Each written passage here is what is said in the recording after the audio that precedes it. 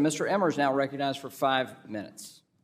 Thank you, Chairman McHenry. I'm proud to have this nonpartisan bill, the Blockchain Regulatory Certainty Act, included in this markup today. I've been working on this legislation for the past 4 Congresses, and I'd like to thank my friend Darren Soto from Florida for co-leading this effort with us. The bill is simple. It codifies long-standing guidance from the Financial Crimes Enforcement Network within Treasury, FinCEN, on how the money transmission framework applies to the decentralized blockchain space. The money transmission licensing framework in the United States is a state-by-state framework requiring more than 50 state and territorial licenses, as well as federal registration with FinCEN. Of course, money transmission licensing laws are designed to protect consumers from the risk of loss of assets, a risk presented when transmitters, money transmitters, and other intermediaries actually take control of consumer funds. However, with state regulations varying on what type of blockchain-related entities qualify as money transmitters, major discrepancies in the state-by-state framework create uncertainty for providers who never have custody of customer funds and, in fact, even provide extra layers of protection for the very consumers that money transmitter laws are designed to protect. To provide a solution, the Blockchain Regulatory Certainty Act codifies existing FinCEN guidance to affirm that non-custodial blockchain developers and service providers, like miners, validators, and wallet providers, that never custody consumer funds do not have to register as a money transmitter. This guidance was published in 2013 under the Obama administration. It was republished in 2019 under the Trump administration, and it remains the guidance FinCEN follows today under the Biden administration. Codifying this guidance from FinCEN cements in statute a well-agreed-upon interpretation of how money transmitter laws are applied to the decentralized blockchain ecosystem, which will allow the next iteration of the Internet to be designed by Americans with American values.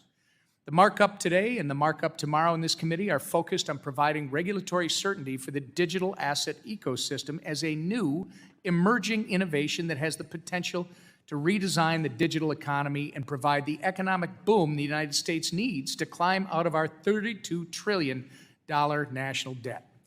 Guidance is not as concrete as statute. Statute gives certainty. Guidance can change at the political whim of a new administration.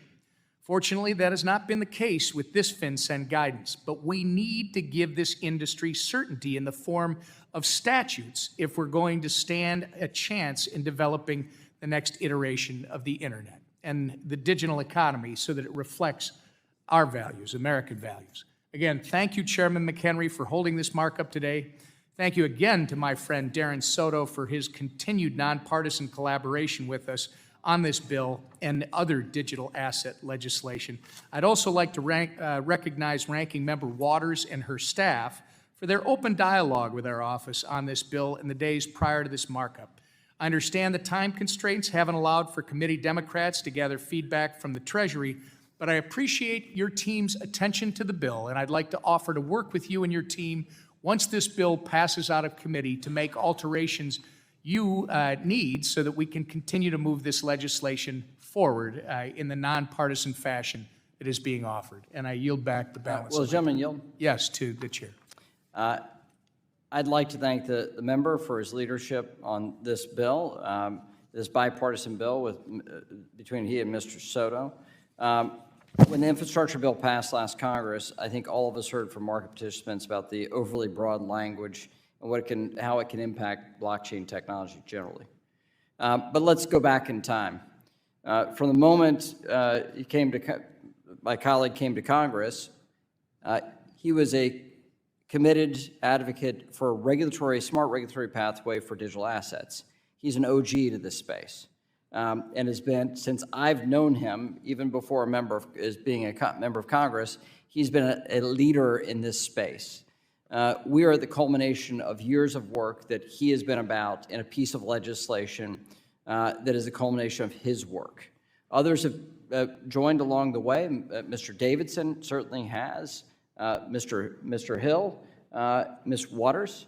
But I know the OG in this space is Tom Emmer, and I want to thank you for your leadership, not just on the market structure bill and this important bill, but generally speaking for digital assets. Thank you for yielding the time, and Thank you, and I yield back. gentleman yields back.